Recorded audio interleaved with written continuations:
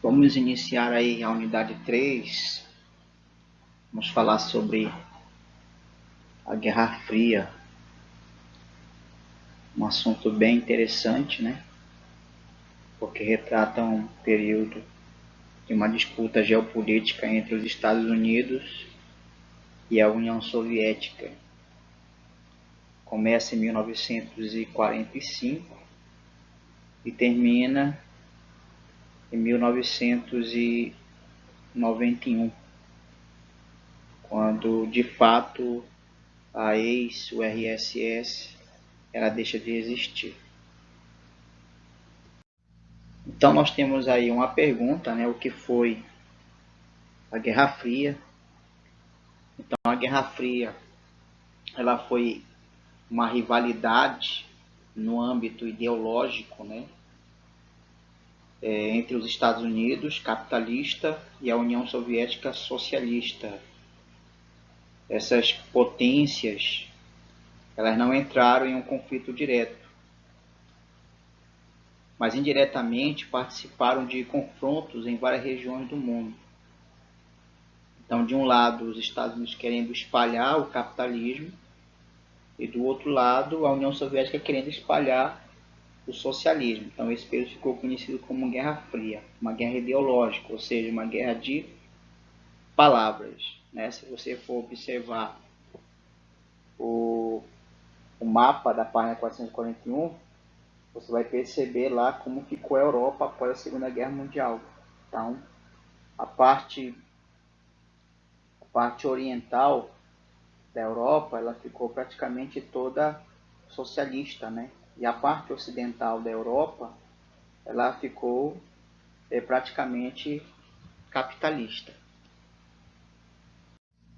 Então nós temos aí os Estados Unidos, a doutrina Truman e o Plano Marshall. Em março de 1947, o presidente estadunidense era Harry Truman. Ele lançou a doutrina fundamentada no seu sobrenome, né, Truman. O objetivo era um compromisso do presidente e de seu governo de barrar o avanço comunista no mundo. Em junho do mesmo ano, o governo estadunidense lançou um novo programa de combate ao comunismo, chamado Plano Marshall, né, que era um plano de ajuda para a reconstrução não só física, mas econômica dos países que foram destruídos durante a Segunda Guerra Mundial. E o objetivo principal do Plano Marshall era evitar a influência comunista na região e garantir a hegemonia, né, a liderança dos Estados Unidos na Europa Ocidental. Então, os primeiros alvos, né, foram a Grécia e a Turquia, que eram países situados na fronteira de áreas de disputa entre os Estados Unidos e os soviéticos. E aí nós temos outras políticas que foram adotadas pelos Estados Unidos e seus aliados durante os primeiros anos após o fim da Segunda Guerra Mundial. Em 1949, Canadá e Estados Unidos criaram a Organização do Tratado do Atlântico Norte, conhecida como a OTAN, e o objetivo da OTAN era de assegurar a defesa militar contra a ameaça do avanço soviético, né? Então, esse era o objetivo.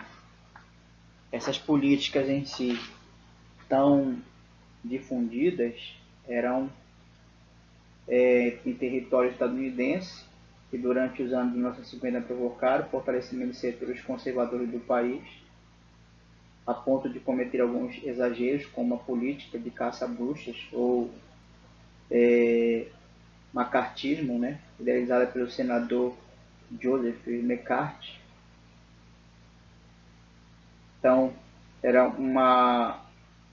um fanatismo do senador, né, que conduzia uma campanha de perseguição aos suspeitos e simpatizantes do comunismo.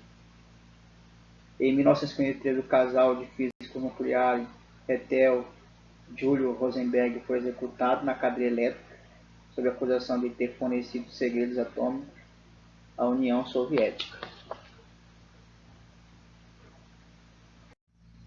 a URSS, União das Repúblicas Sociais Soviéticas, Pacto de Varsóvia e Comecon.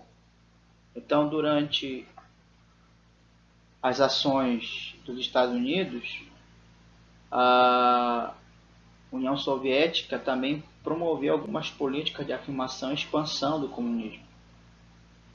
Então, em resposta à OTAN, né, os soviéticos promoveram alianças militares com países da Europa Oriental, que ficou conhecido como Pacto de Varsóvia.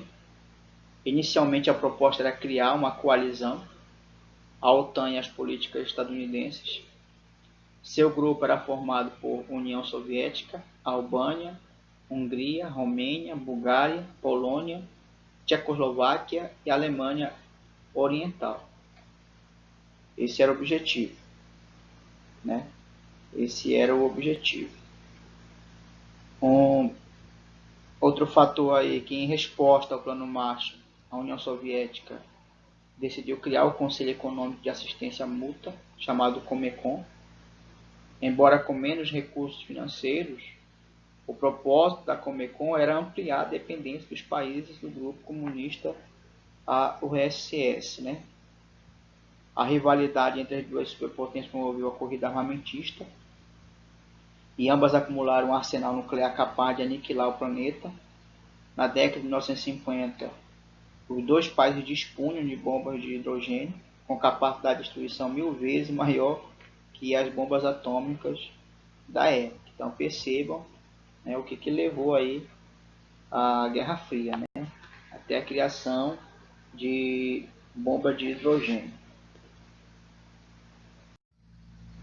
Corrida tecnológica e aeroespacial.